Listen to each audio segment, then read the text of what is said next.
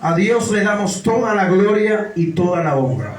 Me siento muy agradecido del Señor de que nuevamente se me añada un día más en la casa de Dios. Poder estar aquí, hermano, es un grandioso privilegio. Eso debemos entenderlo. Darle gracias a Dios por cada momento que Él nos da de poder estar en estos atrios. El salmista David en el Salmo 122 expresó: yo me alegré con los que me decían, a la casa de Jehová iremos. Así que damos muchas gracias al Señor. Damos gracias a Dios por cada uno de ustedes. Amén. Que domingo tras domingo usted viene a este lugar y algunos de los días de la semana para así estar aquí, hermano, adorando y glorificando a nuestro Dios. Mientras usted busca en su Biblia el capítulo 11 de la carta a los Hebreos, vamos a expresarle al Señor estas palabras de alabanza y de adoración. Aleluya. Gracias, Señor. Todo a Cristo yo me rindo, con el fin de serle fiel. Para siempre quiero amarle y agradarle solo a Él. Me rindo a Él, yo me rindo a Él. Todo a Cristo yo me entrego, quiero serle fiel.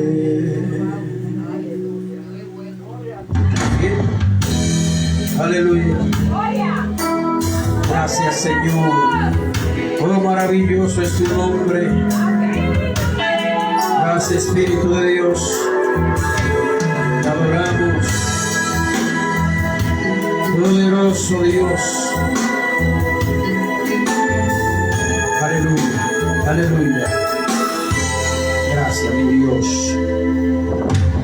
Todo a Cristo yo me entrego, con el fin de serle fiel. Para siempre quiero amarle y agradarle solo a Él.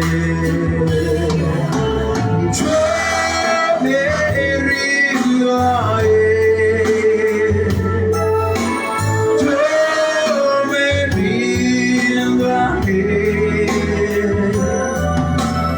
Todo a Cristo yo me entrego, quiero serle fiel. Aleluya. Vamos a la lectura de la palabra de Dios, hermanos. Cristo vive. Él está vivo. Si Él está vivo, nosotros vivimos. Amén. Solamente vamos a leer los dos primeros versículos, 1 y 2. Solamente. Alabado sea Dios, y si lo tenemos, creo que sí, vamos a leer en el nombre todopoderoso de Cristo Jesús. Amén. La fe se titula este capítulo. Es pues la fe, la certeza de lo que se espera y la convicción de lo que no se ve. Porque por ella alcanzaron buen testimonio los antiguos. Señor, añade en esta mañana bendición a tu palabra a cada uno de nuestros corazones. Hoy que tu gracia, Señor, me acompañe mientras estamos ministrando tu palabra. Que cada persona que ha venido a este lugar, oh Dios, pueda ser ministrado por tu palabra, Padre. Gracias, amado mío. Gracias, gracias, Cristo, en el nombre de Jesús. Amén. Puede sentarse. Estaremos predicando bajo el tema la fe bajo fuego. La fe bajo fuego. No hay duda, amados hermanos, de que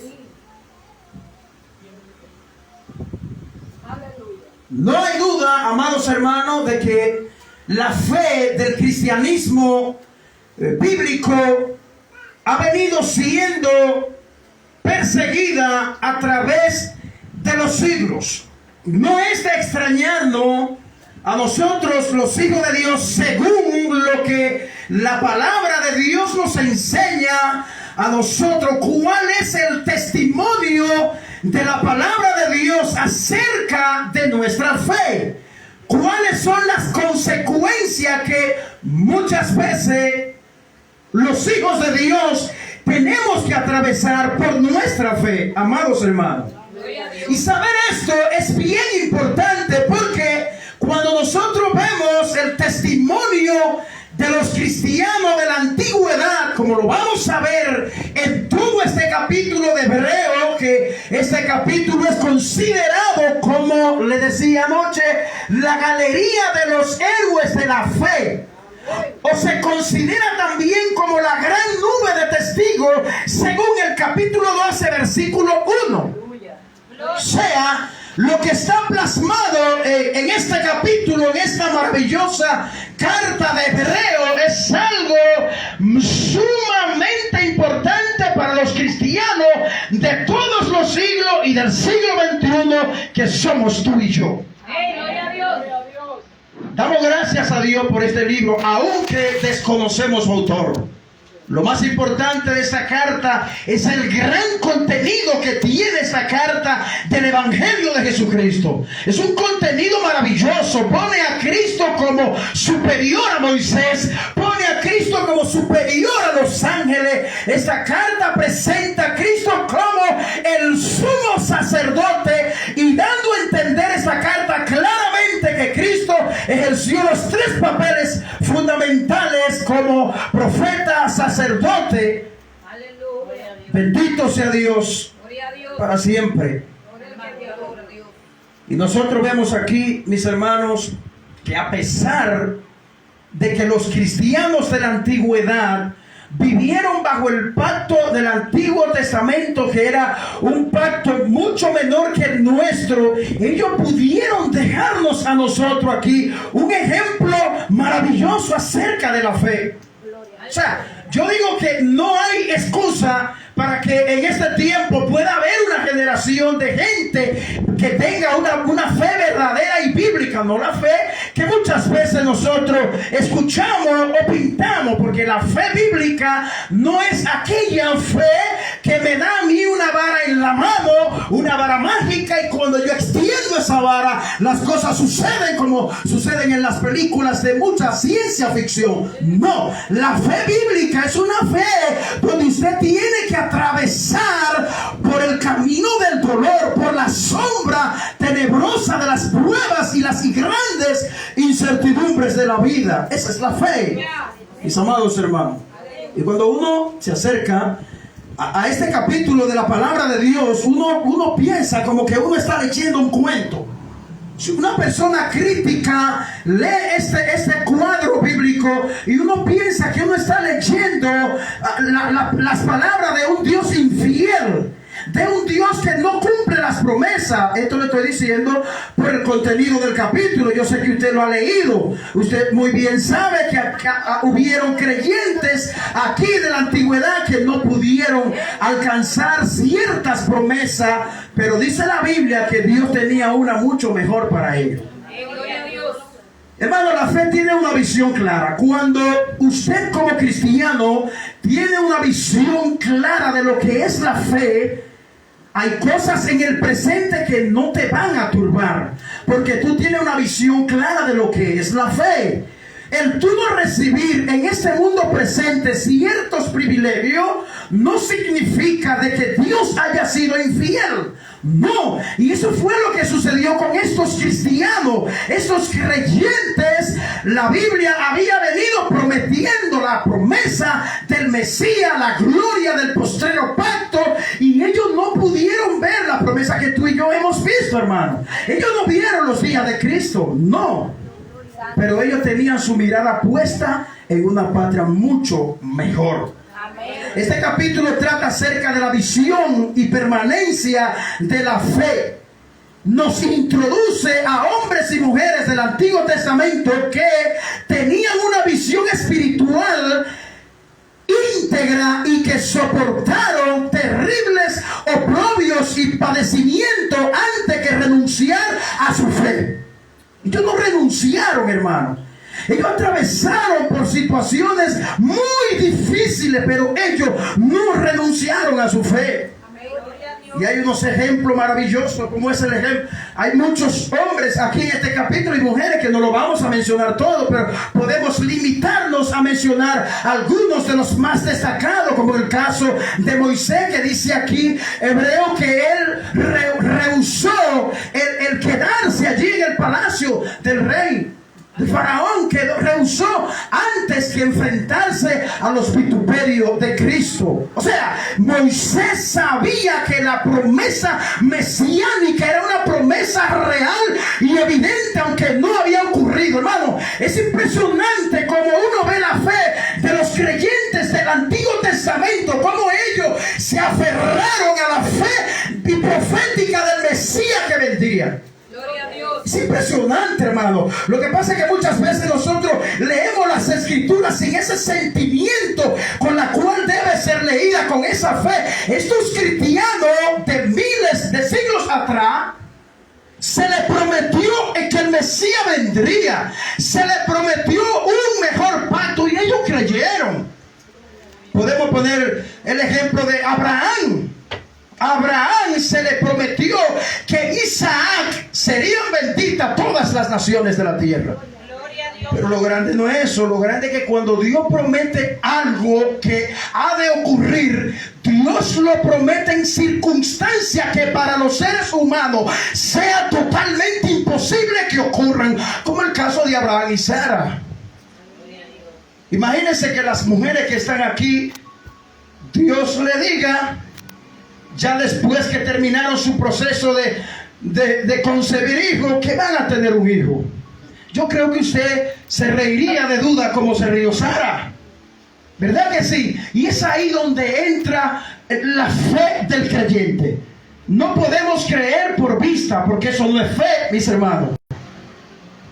Poderoso es el Señor. El versículo 1 de este capítulo, que dice que es pues la fe, la certeza de lo que se espera, la convicción de lo que no se ve, no es realmente una definición formal de la fe. Más bien es una descripción de lo que la fe hace por cada uno de nosotros. O sea, lo que está descrito en el versículo 1 es lo que la fe es capaz de hacer por nosotros. ¿Y qué es la fe capaz de hacer por nosotros? Es traer a la realidad lo que usted no está viendo. Es trasladar la promesa que Dios nos ha dado por medio de la fe a la realidad, hermano. Gloria a Dios. Los creyentes del Antiguo Testamento no vieron al Mesías, ya yo le dije. Ellos no vieron la promesa cumplirse de que Cristo nació a través de la Virgen. Ellos no creyeron eso, pero se murieron creyéndolo como que si lo hubieran visto. Esa es la fe, mis hermanos. Y a veces nosotros empezamos a temblar cuando las cosas no ocurren como uno lo espera. Cuando nos sorprenden situaciones difíciles, incómodas, nosotros nos sorprendemos. La fe hace que las realidades que se esperan se nos hagan tan reales como si ya las poseyésemos. Y provee una prueba convincente e inalterable de las bendiciones espirituales invisibles del cristianismo, que son totalmente ciertas y reales. O sea, las bendiciones del el cristianismo, usted y yo no estamos aquí meramente por estar. Nuestra fe no es un salto al vacío, no es un salto a la oscuridad. No estamos aquí esperando a ver si se cumple, que si Cristo viene en su segunda venida a llevarnos a ser arrebatados al cielo. No estamos aquí así. Estamos aquí ciertísimamente sabiendo que las promesas del cristianismo evangélico son reales y fieles, porque quien la prometió fue Dios. Dios fue quien la prometió. Aleluya. En otras palabras, nos trae el futuro al presente y hace visto lo invisible. Esa es la fe.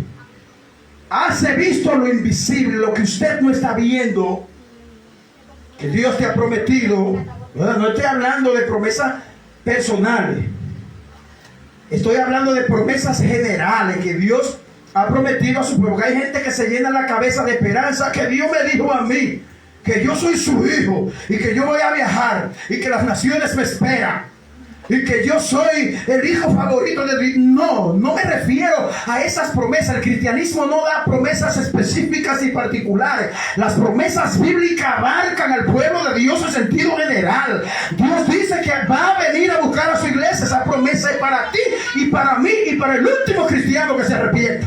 Gloria a Dios. Para todos, mis hermanos. Aleluya. La fe precisa de algunas revelaciones de parte de Dios, de alguna promesa de Dios como fundamento. ¿Qué quiere decir esto? Que la fe parte de lo que Dios ha dicho y que nos ha prometido. O sea, lo que Dios ha dicho en su palabra, la palabra de Dios es veraz. La Biblia dice, sea Dios veraz y todo hombre sea mentiroso. Marchítase la hierba, marchítase la flor, pero mi palabra no pasará. El cielo y la tierra pasarán, pero mis palabras no pasarán. Las palabras de Dios son veraz, son ciertísimas, hermano. Por eso que entre la fe y la ciencia hay cierto choque. Y en el primer punto, eso es lo que vamos a ver. En el segundo punto, eso es lo que vamos a ver. La fe bajo el fuego del intelectualismo ateo. Porque los ateos, en su ilusión sin base, se han creado en sus mentes la idea de que las cosas que existen vienen de la nada, y eso no es congruente ni siquiera con la lógica. Pero no vamos a hablar mucho de eso. Alabado sea el Señor. Gloria a Dios. No es un salto a las tinieblas. Exige la más rigurosa evidencia en el universo y la encuentra en la palabra de Dios. No se limita a posibilidades, sino que invade el ámbito del imposible. Esa es la fe. La fe entra con una fuerza feroz, invade lo que es imposible. Es maravilloso, hermano, lo que Dios nos ha dejado a nosotros en su palabra. La palabra de Dios es real, son fieles. Por eso es que entre las 5 solas de la Reforma, aunque usted no conozca mucho de esto, pero lo voy a decir, una de las 5 solas es sola Escritura, dando a entender que las Escrituras poseen la autoridad suprema para todo regir de la iglesia del Señor. La palabra de Dios posee la voz cantante, la autoridad para hacer cualquier cosa debajo del sol. La palabra de Dios. Sola Escritura resalta la gracia de Dios. Sola Escritura resalta la palabra como voz principal de parte de Dios. Es su palabra inspirada de Dios, mis hermanos. Aleluya. No es un salto al vacío. Tampoco admite las imposibilidades, sino que invade el ámbito de lo imposible. Como dijo alguien, lo siguiente, que la fe comienza donde terminan las posibilidades. La fe comienza donde se terminan las posibilidades. Amén. Siempre que sea posible para ti hacer algo, tú no vas a ir de rodillas ante Dios. siempre que sea para ti hacer algo, tú no te vas a sentir con ese anhelo de tú invocar a Dios. Siempre que sea posible para ti hacer la cosa, tú la vas a hacer, tú la vas a realizar con tus fuerzas, con tus posibilidades, pero cuando se terminan las posibilidades, entonces entra la fe en marcha, porque no es por vista. La fe, dice el verso 1, vuelvo repito, que es la convicción de lo que no se ve, es la certeza de lo que se espera y convicción de lo que no se ve. O sea, la convicción es algo que usted sabe que es así, aunque usted no lo esté viendo, hermano. La fe bajo el fuego de la duda. Los versículos 1 y 2, como hemos leído, y el versículo 6 también dice que, repito, es pues la fe, la certeza de lo que se espera, la convicción de lo que no se ve, porque por ella alcanzaron buen testimonio los antiguos. Dice el versículo 6, pero sin fe es imposible agradar a Dios, porque es necesario que el que se acerca a Dios crea que le hay y que Él es galardonador de lo que le buscan. Dios recompensa a todo aquel que en fe se postra ante Dios. Dios galardona a todo aquel que en fe estudia la palabra de Dios, hermano. En fe, creyendo que no son meras letras, que son palabras que tienen vida y tienen poder. Amén, gloria a Dios. Aleluya. Vayamos a 1 de Pedro capítulo 1 versículo 17. Dice: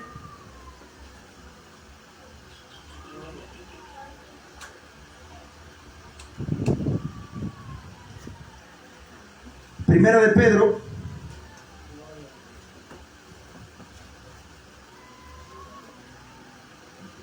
1:17.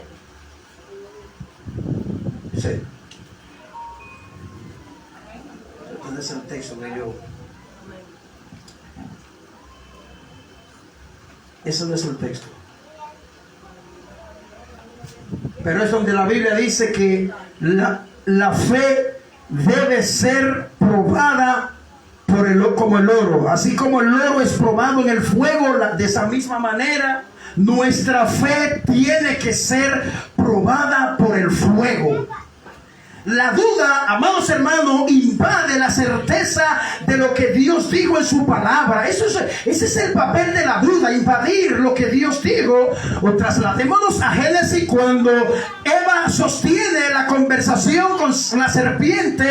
La duda que la serpiente inyectó en Eva provocó que Eva se olvidara de lo que Dios le había dicho. Entonces, la duda es un enemigo que invade la certeza y la convicción de lo que Dios dijo en su palabra. Ese es el papel de la duda, y es ahí donde la fe se encuentra, bajo el fuego de la duda. ¿Cuántas veces, mis hermanos, tú y yo no hemos sido invadidos por el fuego de la duda? Muchas veces, mis hermanos. Esa es una gran realidad. Invade la esperanza del creyente. Pero ¿cuál es la esperanza del creyente? Son todas las promesas que están en la palabra de Dios, promesas futuras que Dios ha dicho en su palabra. La duda se encarga de invadir esa esperanza que tiene cada cristiano. Usted posee la esperanza de que si un día muere, su cuerpo no se quedará inerte allí decompuesto en una tumba. No, la Biblia ha dicho que en el día de la resurrección, y esa es una esperanza extraordinaria que Dios nos ha dado. La Biblia dice que en el día de la resurrección nuestros cuerpos serán despertados en incorrupción. Aleluya. La duda trata de invadir nuestra fe. Dice: para que sometida a prueba vuestra fe, mucho más preciosa que el oro, el cual aunque perecedero se prueba con fuego, sea hallada en alabanza, gloria y honra cuando sea manifestado Jesucristo. Tú recibirás tu alabanza del Señor cuando Jesucristo sea manifestado. Y es ahí donde entra la frustración de muchos cristianos que queremos obtener cosas en el presente que no son bíblicas. Nosotros, cuando seamos glorificados en cuerpos glorificados, es donde vamos a recibir la máxima expresión de la bendición y la promesa que Dios tiene para nosotros. Gloria a Dios. Es allí, hermano. Y yo creo que cada cristiano debe aferrarse a ese tipo de fe, porque los tropiezos de la vida, las circunstancias de la vida, no le van a permitir que su mente, su fe sea invadida por las dudas. Por eso es impresionante cuando uno ve a estos cristianos de Hebreo diciendo que ellos saludaban la patria celestial de lejos. A Abraham y a los demás se le había prometido, Dios le dijo que iban a entrar a la tierra prometida. Y dice el autor de Hebreo que muchos murieron y no vieron la promesa, pero que ellos estaban conscientes de que ellos esperaban una patria mucho mejor. No sé por qué a veces nuestra fe es mal distorsionada, mal orientada a nosotros creer que Dios nos va a otorgar cosas de este mundo que no son ciertas, hermano. La fe mira más allá de lo natural. La fe mira más allá de los reinos de este mundo, de las bendiciones de este mundo que son como juguetes de niño. Y cuando la fe mira más allá, entonces usted soporta, como el oro es probado por el fuego, las circunstancias de la vida. Y esto fue lo que pasó con estos cristianos. Estos cristianos son un espejo, como dice, lo dije hace un rato, como dice el versículo 1 del verso 12, del capítulo 12, perdón. Vamos a verlo. Oiga lo que dice, por tanto, o sea, por tanto une algo que el autor viene diciendo. Por tanto, es como usted venir hablándole algo a un hijo suyo, esto, y por tanto tú tienes que. Entonces el autor dice, por tanto, dado lo que ya vimos en el capítulo 11, la fe de estos héroes, por tanto nosotros también, refiriéndose a los destinatarios originales, también teniendo esta nube de testigos, despojémonos de todo peso y del pecado que nos asedia y corramos con paciencia la carrera que tenemos por delante. Ahora bien, ¿cuál es la carrera que el autor está diciendo aquí que tenemos por delante? Es la carrera de la fe, que trae persecución, que trae sufrimiento, que trae todo tipo de situaciones difíciles. Por tanto, si nosotros tenemos esa nube de testigos, si los creyentes del Antiguo Testamento, teniendo un pacto mucho menor que el nuestro, tú y yo tenemos, hermano, la revelación máxima que Dios ha podido revelar en su palabra. Ellos no conocían lo que tú y yo conocemos del Nuevo Testamento. Ellos no tenían esa revelación. Gloria a Dios. Y mire el ejemplo que estos hombres, a pesar de eso, nos dejan a nosotros aquí, a los cristianos del Nuevo Testamento, que tenemos la Biblia completa. Ellos no la tenían completa. Mis hermanos, bendito sea el nombre del Señor. La duda no permite agradar a Dios. Ya lo vimos en el versículo 6. Sin fe es imposible agradar a Dios, porque el que se acerca a Dios tiene que creer que Él existe, que Él es real, pero también debe creer que Él galardona, aunque parezca imposible, a los que le buscan. Es por eso que la fe se compara con un fuego, porque la fe, como yo le decía al principio, no es una varita mágica que todo te va a salir bien, cómodo, sin situaciones difíciles. No, la fe te permite pasar por circunstancias que tú crees que ya no hay esperanza. Aleluya. Sí, Sara y Abraham lo atravesaron. Sí, ustedes van a tener un hijo, y en ese hijo, en ti, Abraham, serán benditas todas las naciones de la tierra. ¿Cómo así? Y para colmo, Dios lo manda a sacrificar a Isaac. Entonces, ¿cómo es posible que lo voy a sacrificar, lo voy a matar? Pero Abraham siguió creyendo que Dios era fiel para proveer lo que él había prometido. Yo creo que si hay un propósito principal por el cual este capítulo de Hebreo Dios lo inspiró aquí en la Biblia, es para que nosotros los cristianos del nuevo pacto entendamos que si los cristianos del antiguo pacto lo lograron, tú y yo lo podemos lograr mucho más, porque tenemos la gracia del Espíritu Santo. Pero sin fe es imposible agradar al Señor. La duda nos deja bajo incertidumbre mental. La duda nos deja bajo grandes incertidumbres mentales. Por ejemplo, cuando nuestra fe en creer en Dios y en su palabra es atacada por la ciencia, filósofos, ateos, incrédulos de toda élite atacan la fe cristiana. Tal vez usted no ha pasado por esa situación, pero muchos cristianos alrededor del mundo son turbados por exponencia, o sea, por discurso que tienen algunos ateos y científicos ateos que no creen en la existencia de Dios. Muchos cristianos con una fe débil, un argumento bíblico débil, cuando escuchan estos argumentos, su fe es atacada fuertemente. Créame lo que sí, hermano. Muchos que estaban en la fila del cristianismo, aunque Juan nos certifica que si no permanecieron con nosotros, no eran de nosotros, muchos de ellos han sido atacados por la filosofía humanística, por la filosofía griega y por toda corriente filosófica que niega al Señor.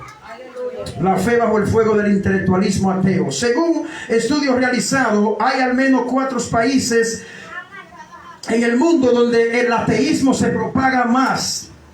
Estos países son China, el Reino Unido, Suecia y la República Checa. Pero esto no significa que los demás países del mundo no tengan corrientes ateas. Esto no significa que en República Dominicana no hay ateo. Podría haber un porcentaje bajo de ateísmo aquí, pero hay. Pero estos países que yo le acabo de mencionar, no al azar, según estudios realizados, muestran que es ahí donde se encuentran las cunas más grandes de los ateos del mundo. Imagínense, según ese estudio, China alcanza un 9% de religión. Un 9%. Un 23%, según ese estudio, dicen no creer en nada. Y el restante se considera ateo. No cree que Dios exista y que Dios sea real. Bendito sea Dios. Pero veamos por lo menos 2 expresiones de 2 ateos muy influyentes en el mundo. Uno de ellos, muy conocido, murió recientemente, que me parece que en el 2020, o 19 o 20. Es Stephen Hawking. Oiga lo que dijo este señor en su obra El Gran Diseño. Oiga lo que dijo este físico ateo. Dijo, asegura que Dios no creó el universo. La creación espontánea es la razón por la que hoy algo en vez de nada.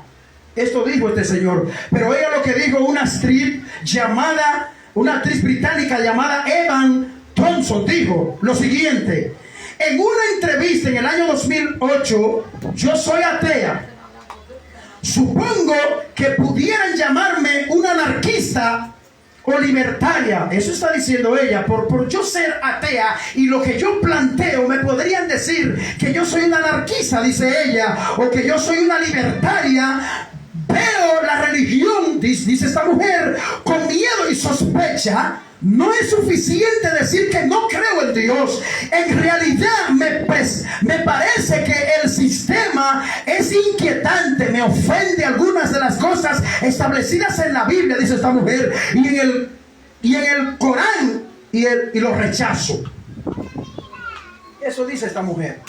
Por eso que nosotros estamos diciendo que la fe se ve bajo el fuego del intelectualismo. Gente que son pensadores, hermano, se encuentran con cristianos que no están bien fundamentados en su fe y los hacen temblar con sus argumentos. Por eso es que tú y yo no debemos tener una fe artificial, no debemos tener una fe con flaqueza. Nosotros tenemos que tener una fe sólida y firme en lo que tú y yo hemos creído. Pero Dios va a galardonar. Yo no cité, mientras yo estudiaba, no cité a otra, leí unos cuantos, pero solamente me limité a tomar otros 2. Pero me llega a la mente de una otra Astrid que le preguntaron en una entrevista. Ella dijo, a ella le preguntaron, ¿qué tú responderías si al llegar al cielo, qué tú querrías que Dios te dijera al saber tú que Dios es real? Ella respondió, que me diga, te equivocaste, yo estaba en lo cierto. O sea, ella dice que Dios me diga a mí, al llegar al cielo, ella muriéndose sin creer en Dios, en la entrevista ella dijo, bueno, yo quisiera que Dios me diga, te equivocaste. Pero lo cierto es que esa no es la realidad. La realidad es que dice Hebreos 9:27, que de la manera que está establecido, que el hombre muera una sola vez y después de eso el hombre tendrá que enfrentarse a un juicio horrendo. ¡Aleluya! Esa es la realidad. Quisiéramos nosotros, ojalá que los ateos tuvieran la oportunidad de que al morir ellos despertaran en el cielo y Dios le dijera: oh, mis hijos, ustedes estaban equivocados, pecan. Ojalá que fuera así, pero no es así, porque la justicia de Dios no puede ser abrogada. La palabra de Dios hemos dicho que esperará. Dios tiene que juzgar a los hombres que mueren en pecado y rechazando a Cristo como único y suficiente Salvador de nuestras almas. Esa es la fe del cristiano. No importa que nuestra fe se encuentre bajo el fuego del intelectualismo religioso y ateo. No importa que nuestra fe se encuentre bajo el fuego de las dudas. Tú y yo hemos confiado en que Dios es veraz. Iglesia del Señor. La fe bajo grandes incertidumbres. Para esto vamos a trasladarnos a los versículos del 35 al 39 para que usted vea cómo la fe de los creyentes se ve bajo grandes incertidumbres. Es impresionante cuando vemos estos pasajes de la Biblia. Escuche lo que dice: las mujeres recibieron sus muertos mediante resurrección, mas otros fueron atormentados, no aceptando el rescate a fin de obtener una mejor resurrección. Usted ve cuál era la mente de estos cristianos. Es como un creyente está tan consciente de su fe que a él se le importa morir ahora mismo por su fe cristiana. Imagínense, hermano, que ahí llegue una banda de armada ahí ahora mismo y rodeen esta congregación y a todos nos apunten en la cabeza. ¿Ustedes están dispuestos a negar su fe cristiana? Eso ha sucedido. Yo no sé cuánto han visto imágenes de multitudes de cristianos quemados vivos. Yo lo he visto eso, hermano. Quemados vivos, ahora, en pleno siglo XXI, donde hay tanta luz del conocimiento y donde se valora supuestamente la vida, y donde muchos creen que solamente es el grupo LGTB que es rechazado en el mundo, rechazado según sus mentalidades, porque el cristianismo no rechaza a estas personas, no. El cristianismo más bien le advierte en el mal que ellos están, y ellos lo interpretan al revés, que los cristianos somos homofóbicos con ellos y cuantas cosas la gente quiera creer de nosotros los cristianos. Pero antes de nosotros ver el fuego de incertidumbre que puede pasar el pueblo de Dios, veamos dos realidades. Y una de esas realidades es que hay grandes conquistas en la Biblia por el pueblo de Dios también. Pasemos al versículo 24 y 34. Antes: por la fe Moisés, hecho ya grande, rehusó llamarse hijo del faraón, escogiendo antes ser maltratado con el pueblo de Dios y gozar de los deleites temporales del pecado, teniendo por mayor riqueza el vituperio de Cristo que los tesoros de los egipcios, porque tenía puesta la mirada en el galardón. Aleluya. 29.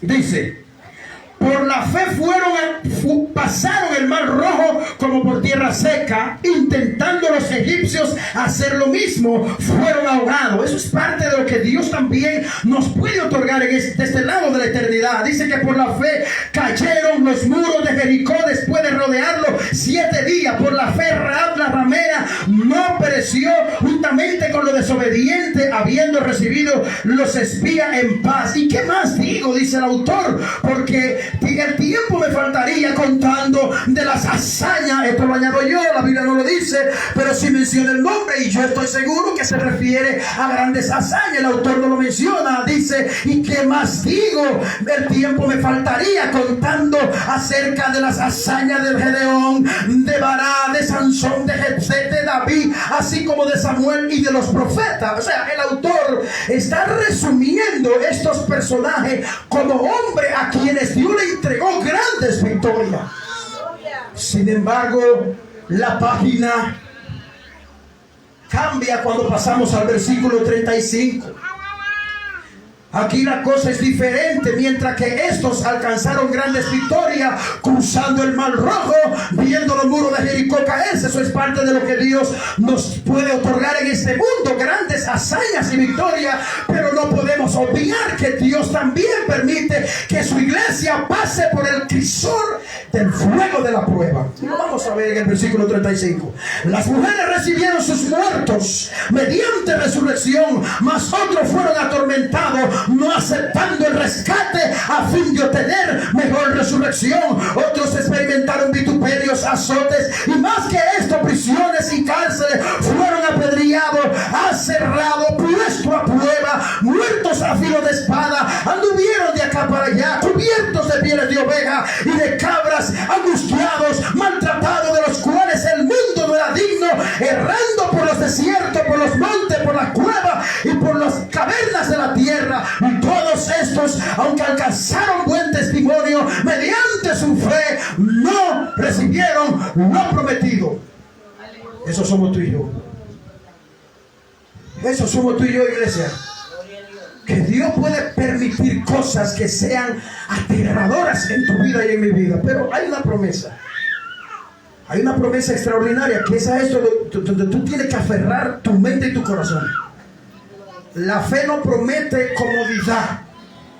La fe no promete ausencia de problemas, pero la fe promete salvación y vida eterna. La fe promete una patria mucho mejor, eso sí.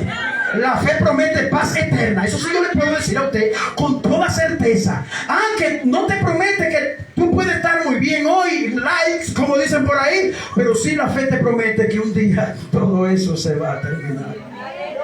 Apocalipsis lo dice bien claro en los finales de su capítulo. Enjugará Dios todas las lágrimas de los ojos de ellos. Ya no habrá más llanto, ni clamor, ni dolor, porque las primeras cosas pasaron y aquí yo hago nuevas todas las cosas. Los cristianos del Antiguo Testamento estaban muy aferrados a su fe. Hermano, encontrar un ejemplo en la Biblia de gentes del Antiguo Testamento con una fe que yo mismo te digo, solamente yo lo he visto en la Biblia, en gente del Nuevo Testamento, pero en los tiempos contemporáneos que estamos viviendo, yo no digo que no exista, yo estoy diciendo que no la he visto. He leído algunas biografías de hombres de algunos siglos atrás, como la de Charles Spurgeon, he leído la de Jonathan Edwards, he leído otros siervos de Dios que pasaron por el fuego de la prueba y ellos pudieron perseverar, y sus biografías están ahí. Hermano, Dios es fiel. Esto no puede caber duda de que Dios es fiel. Yo no sé si está pasando por una terrible situación de la cual yo desconozco. Tampoco yo sé si mañana Dios te va a permitir pasar por una situación tan difícil que Dios haya permitido que estemos hablando del capítulo 11 de Hebreo, la galería de los héroes de la fe. Muchas cosas tenemos que aprender de ello. Le dije que antes de eso le iba a decir esas dos realidades. Una de esas dos realidades son la que ya vimos, las grandes victorias que Dios les otorga a sus hijos. De igual manera, mire, Dios es tan soberano que Dios puede permitir un avivamiento poderoso en República Dominicana y Haití. Allí por poner un ejemplo, y en Haití pasando una situación difícil, religiosamente hablando. Le dije hace unos días sobre la religión principal de allá de esa nación, que es el budismo, el vudú, perdón. Entonces, amados hermanos, Dios es tan soberano que Dios puede permitir en un continente de la tierra que se esté cayendo al suelo de un avivamiento que esté reventando esa nación, mientras que en otros Dios puede permitir una hambruna espiritual terrible. Y cristianos viviendo en esas naciones. Y Dios no es injusto por eso. Es que Él es soberano y sabe lo que hace. Hay grandes conquistas, ya lo vimos. Veamos otra realidad, es que no confiamos en Dios por las victorias que Dios nos da, pues también confiamos en Él en las grandes incertidumbres de la vida. Ya lo vimos y por eso ya vamos a dar por concluido diciendo que nosotros vimos que la fe de estos creyentes de la antigüedad son un gran ejemplo de inspiración o inspirador para cada uno de nosotros. Y aún más, pues tú y yo vivimos bajo la sombrilla del nuevo pacto. O sea, tú y yo vivimos en un pacto más glorioso. Dios vive en ti. En los creyentes de la antigüedad, el Espíritu Santo no moraba en ellos. Y fíjese la fuerza que tenían estos cristianos. Tú y yo tenemos el Espíritu Santo. Dice la Biblia que el Señor intercede por nosotros con gemidos indecibles delante de Dios, hermano. Los creyentes de la antigüedad no tenían estos privilegios. Y ya nosotros hemos visto esto. Y viendo esto, nosotros debemos, amados hermanos, pedir a Dios que nos ayude a crecer en la fe bíblica. Una fe inquebrantable. Una fe que no puede ser derrumbada por cualquier argumento, cualquier cosa que se diga por allá o cualquier situación que Dios te permita pasar. Recuerda siempre que la duda estará presente ante la certeza y convicción que tenemos de Dios, que nosotros veremos de parte de Dios, de las cosas que no hemos visto. Nunca pretenda que la vida cristiana se trata de ver o tener evidencia de lo que recibiremos o seremos en el mañana. No, la vida cristiana no se trata de eso. Tú no vas a ver la gloria venidera, tú no la estás viendo ahora, hermano. Pues es por fe que andamos y no por vista. Iglesia, adelante con Cristo. Aférrese del Señor cada día, abrácelo, sabiendo que el que nos prometió que vendrá por nosotros es fiel y verdadero. Así lo define la palabra de Dios. Dios le bendiga. Dios le guarde.